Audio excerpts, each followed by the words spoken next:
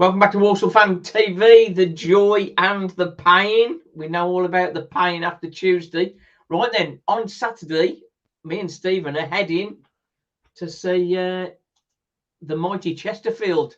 Liam, thanks for joining us. Chesterfield, what can we expect on Saturday? Oh, good question. A team who have made a steady to good start back in the Football League, coming off the back of two good away results, picking up 4 points from Doncaster Rovers and Bromley away, where Chesterfield never do well down there. So should be full of confidence. So far at home, it has been quite frustrating. There has just been the one win against Grimsby and 3 other draws, all finishing 1-1, and all 3 games which Chesterfield have led 1-0 in. So it has been a little bit frustrating at home, but the performances in general have all been there, apart from Port Vale away, who did a really good job on the Sparrites that particular afternoon. So I think it'll be a good atmosphere, and it should be an interesting game. What happened with the Cheltenham game then? Because the Cheltenham haven't been doing too great. I was expecting you to turn them over. Yeah, it's sort of similar to what I've just touched upon, really. You know, Chesterfield have dominated home games, certainly in terms of possession. Maybe not created as many chances as what they would have liked. And then, they've conceded a couple of sloppy goals as well. It was a sort of an individual mistake, particularly in that game. But like I said, generally the performances have been there. They maybe haven't created as many chances as what they would have liked. They have teams have come to the SMH Group Stadium apart from Grimsby, and they have stuck everyone behind the ball and frustrated and defended for their lives, and they haven't really come and tried to win. They've come for a point and they've got a point, to be fair to them, whereas Grimsby came full throttle, front foot, trying to win and ended up losing. So you could argue that that's what happens if you open up at Chesterfield away. As you know from Walsall, we never open up at all. Obviously, Tuesday was. We'll sort of get on to Tuesday in a little bit. I saw the highlights from the Doncaster game. That was some crazy game. I know as a Chesterfield fan, you probably won't sort of be too much against it, but there's some strange refereeing decisions in that, weren't there? I suppose it depends on which side of the fence that you sit on, really, because you sort of could argue that the referee got the big decisions right. It was probably some of the decisions in the middle which frustrated the Doncaster fans even more. I don't think there was no complaints from the Doncaster camp regarding the sending off of Luke Molyneux. You know, he got a first yellow for having a go at the referee as they walked down the tunnel at half time. And then he got another yellow for kicking the ball away after the whistle had already. That was crazy. That was craziness of him there. And Luke Molyneux, he's not a young lad, is he? He's not new to it. He knows the rules. And he thought about it first as well, didn't he? He thought about it and then just petulance. That particular rule has been in the well discussed, hasn't it? Recently, after what happened with Declan Rice in the Arsenal-Brighton game. And to be fair to the referee, he was consistent because Paddy Madden kicked the ball away in the first half after the whistle had been blown and he booked him. So, the warning signs were there. He couldn't really have too many complaints about that one. And then in terms of the Tom Anderson one, I'm still yet to see an angle of it, to be honest. It was an off-the-ball incident, so I don't know if there is a camera angle out there which shows it was a definite red. I suppose the penalty decision, I think the league's referee chief has come out and said that maybe the referee was swayed by the 3,000 Chesterfield fans behind the net all shouting handball. Obviously from Doncaster's point of view, they're saying his arm was by his side. So but Chesterfield have been on very harsh. I thought that was very harsh. Well, Chesterfield have been on the end of some harsh decisions themselves. The league's referee chief, as I say, has already come out and apologised for Shay Dunkley being sent off for Chesterfield at Gillingham and for Darren Oldacre being sent off as well in another game. So, they say these things even themselves out. So maybe Chesterfield did get a little bit of the rubber green that day. Yeah, well, there's one particular one. I've mentioned it a couple of times on the channel because it wound me up so much. Away to MK Dons, second minute, the MK Don player kicked the ball off the pitch when the decision went against him. And like sometimes they sort of get a book in and they've only sort of knocked the ball sort of like 3 or 4 foot. Well, he knocked this sort of like good 10, 15 foot away. Ref never booked him or anything. Never even spoke to him, just ignored it. And then first foul Walsall made, it was a booking, in fairness. But then one of their guys, second half, did exactly the same challenge, took a player out completely. And I think we're lucky to get the free kick. Never booked him. But it was a funny one. We've got to mention Tuesday because Tuesday was a strange old one. I don't think you've played Fleetwood yet, have you? No, we've got them away on Boxing Day. Yeah, Fleetwood, they're very good, to be honest. On my match day vlog, I said at we were 2-1 up at half time. And I said on my match day vlog, it's like, we're really lucky to be ahead here. Fleetwood look an outstanding team. And it's going to be a tough second half. Little did I realise we were going to concede 5 in the second half. Bear in mind, we'd only conceded 5 in the previous 8 games. So that was hard to take. What happened there then? You know, so I'm sure there'll be some Chesterfield fans who tune into this then will be intrigued to know what actually happened in that second half. Well, early in the second half, their wing back went past our player, and he'd just gone past him in the box, and he made a poor challenge and give away a penalty 5 minutes in. And in fairness, yes, it was a penalty. It was a stupid challenge, and so that put them 2-2. It was the next goal that was the strange one. They'd been quite dominant in possession, and they'd got a free kick. Free kick floated in. The guy got the head on it, and Walsall had cleared it to the edge of the box. But the Fleetwood striker landed on top of the Walsall keeper and pinned him down as they put another shot in. And the shot that went in was right next to where the keeper was, but he was on the floor being held down. And the ref gave a free kick. The Fleetwood players ran to him and he changed his decision and gave the goal. So I had trouble sort of understanding that one. So do you think conceding 6 will change Walsall's approach on Saturday? Or is it a bit of it's definitely going to, I think. I'd say that third one sort of knocked the stuffing out of Walsall. Their first equaliser in the first half, that was such a great goal, such an incisive extra. The guy on the halfway line turned and sort of drove through, and then Coughlin pulled away from his defender. He slotted him into it, and he just tapped it in the net. It was really sort of proper Arsenal kind of goal sort of thing. But then for the fourth, the guy headed, it was off target. It hit the back of one of his own players and looped over into the corner. So that was sort of got fortune with it as well. Walsall, rather than sort of saying this isn't our night and shutting up shop, we carried on going for them, and we had some good chances and should have scored. But then the 5th came, and then the 6th was sort of like last minute. The game was over, and they would just cock a hoop, and he just tried one from the edge of the box, went through a crowd. Keeper uninvited, it went straight through him. So I think it's going to knock Walsall's confidence a bit. First 20 minutes, we know Fleetwood coming down from League One. They've got a lot of League One players, a lot of quality in the team.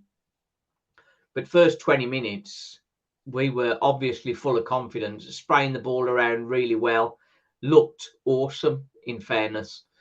Then got the lead. It was a bit of a scrappy goal to get the lead.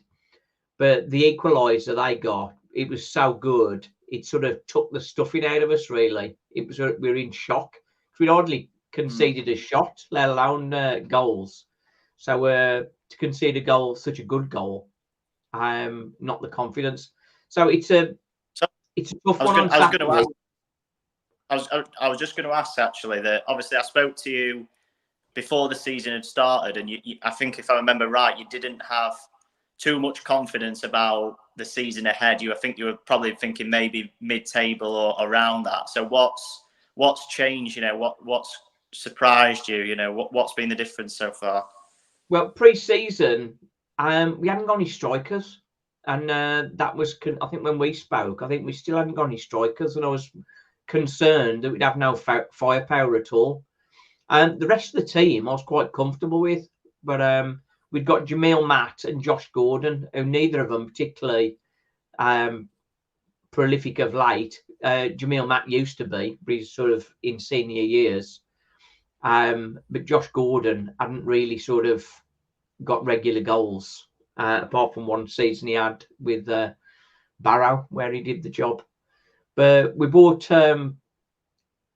Nathan Lowe on loan, 18-year-old from Stoke, but highly rated.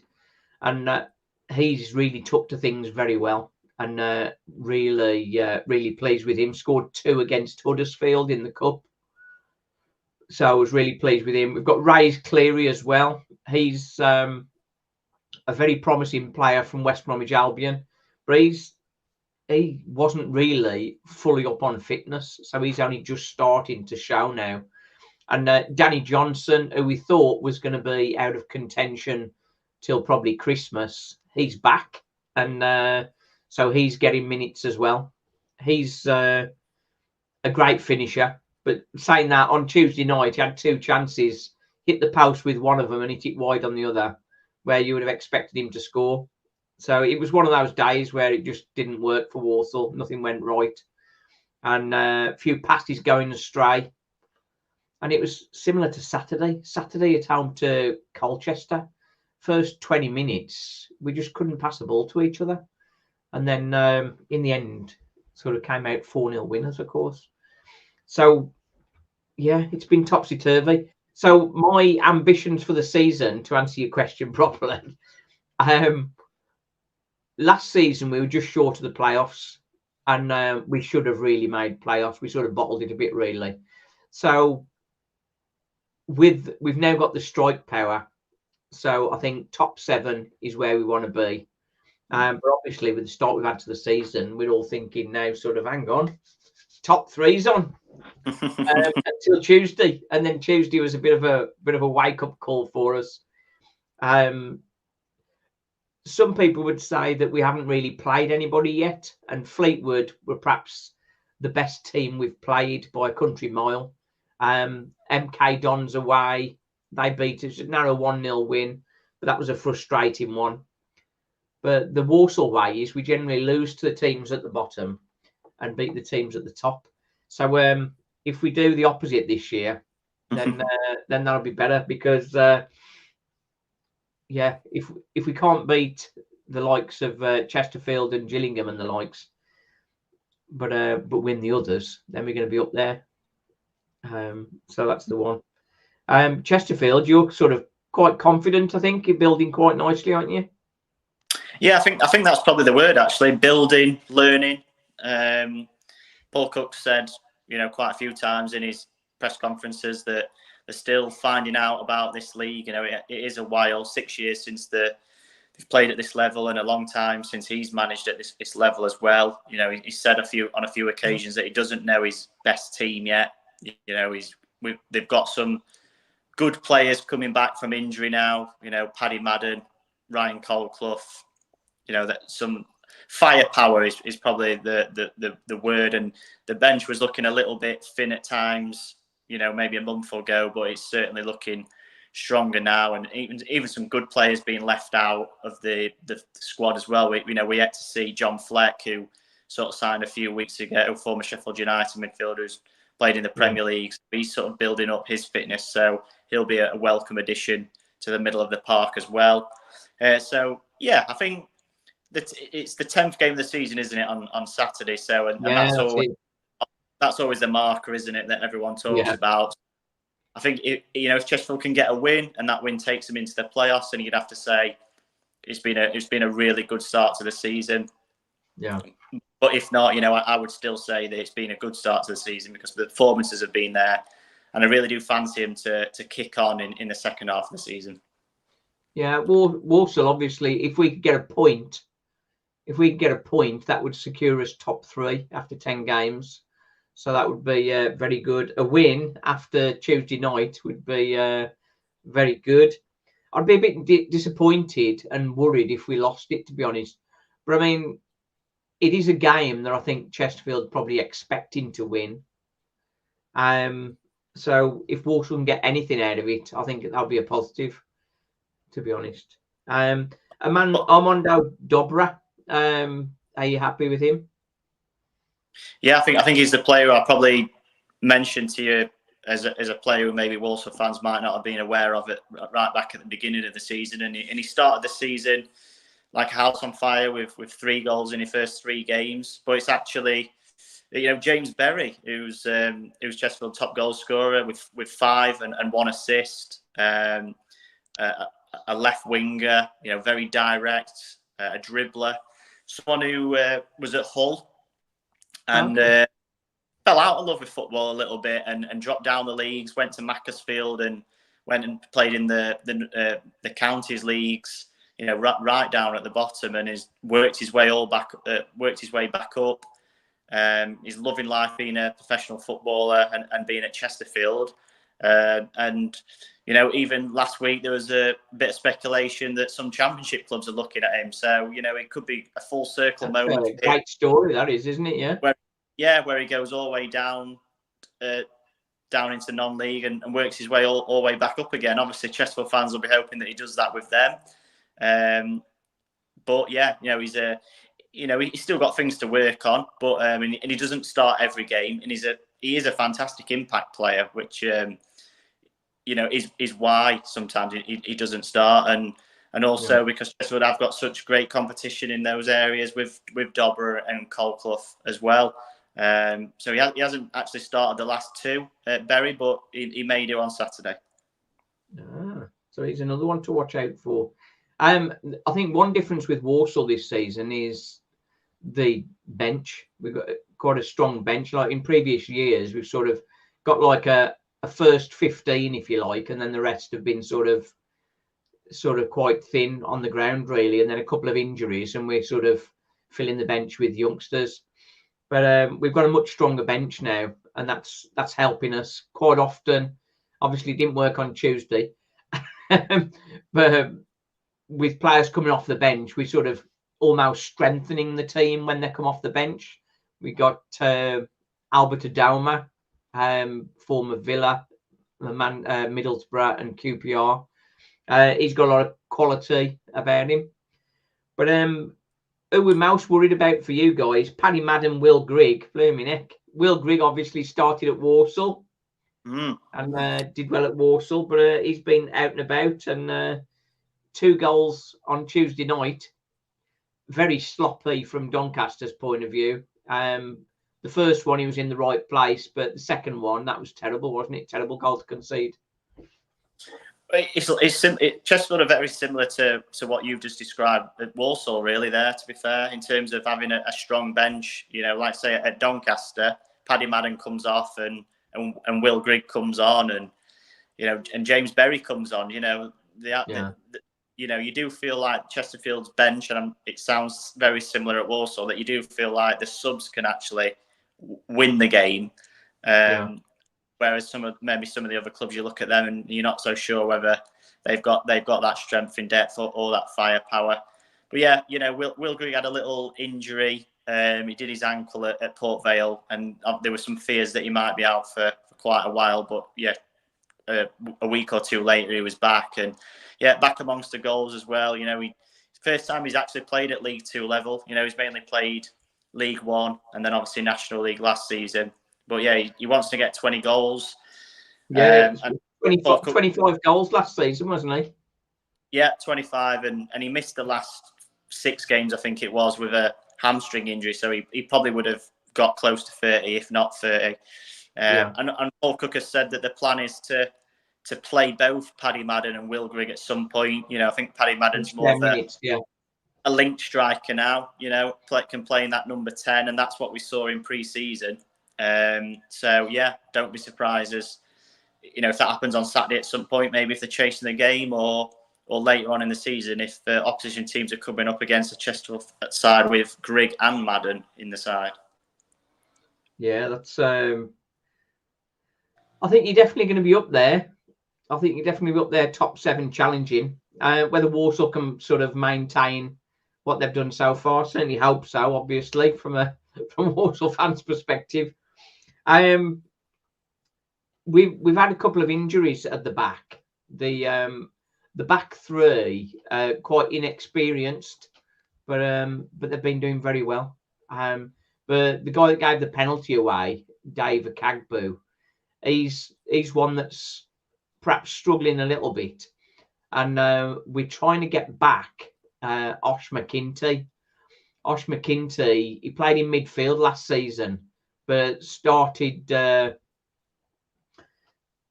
this season on the right side of centre half and looked very, very good.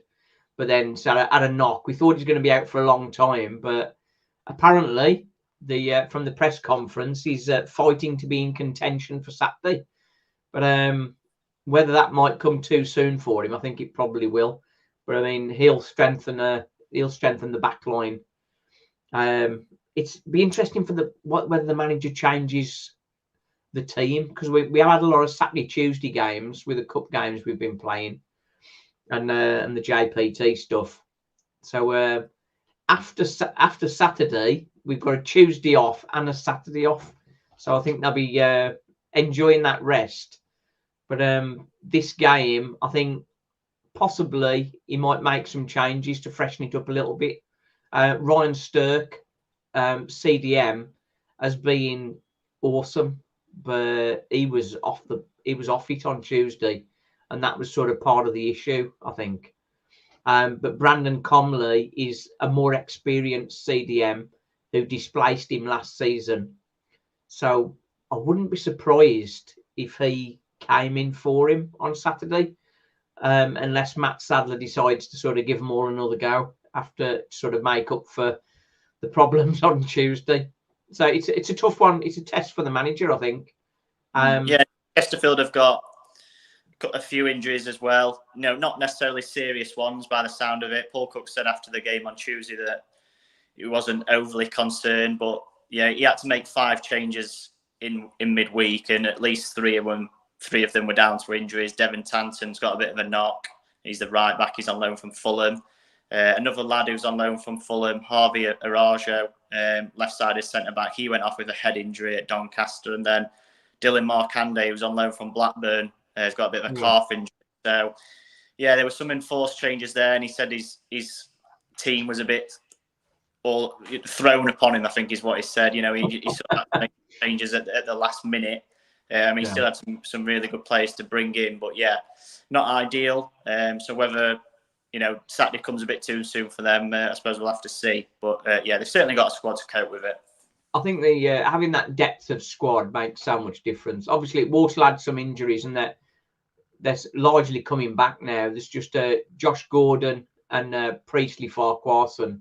They're still going to be out till January, and they would be starters pretty much if they were fit.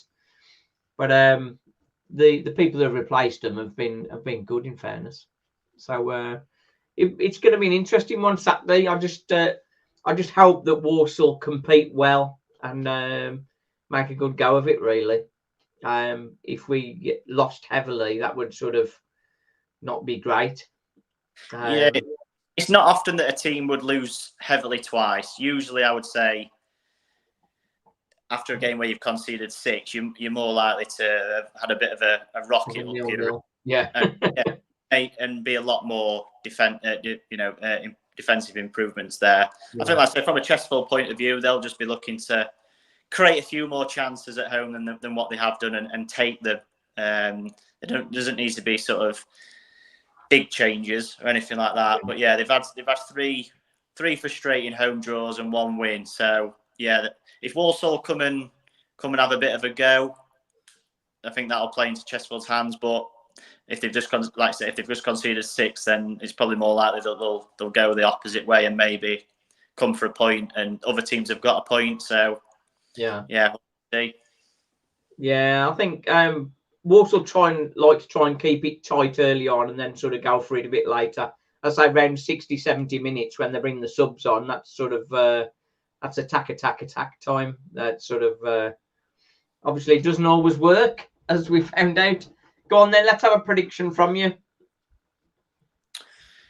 I will go for a 2-1 Chesterfield win. I'm going to back them to find that extra goal that's been missing from some of their previous home games. What about you? I'm going for a 1-1. I think Will Grigg is almost certain to score against Walsall. But I think we'll keep our goals coming in, keep them going. But yeah, I'd be quite happy with the one. I'd take a draw now, to be honest. I think that's like going on Chesterfield's previous home games. I think that's a wise prediction. But yeah, I'm just going to back them to just find that extra goal that's maybe been missing in some of the other games against Cheltenham at home and Salford at home. So yeah, I'm just going to go for a narrow victory. Okay. Yeah, I think ultimately for Walsall, it's a good response fairly after Tuesday, really. But with 9 games, 18 points, like, can't complain, really. Well, two points a game will get you promoted, definitely. I'd have thought in this division. So, yeah, you're on. Need to sort of maintain that. Right then, Liam, I know it's been a busy one for you with your heading down to Bromley and that sort of stuff. So, appreciate you coming on. And no problem. Good luck for the season. Yeah, good luck to you, and hopefully speak to you again in the reverse fixture as well. Oh yeah, we'll do. Nice one. The joy and the pain. Let's hope for a bit more joy on Saturday for Walsall. That's what we're hoping. Thanks for joining us. Cheers. Cheers, Liam.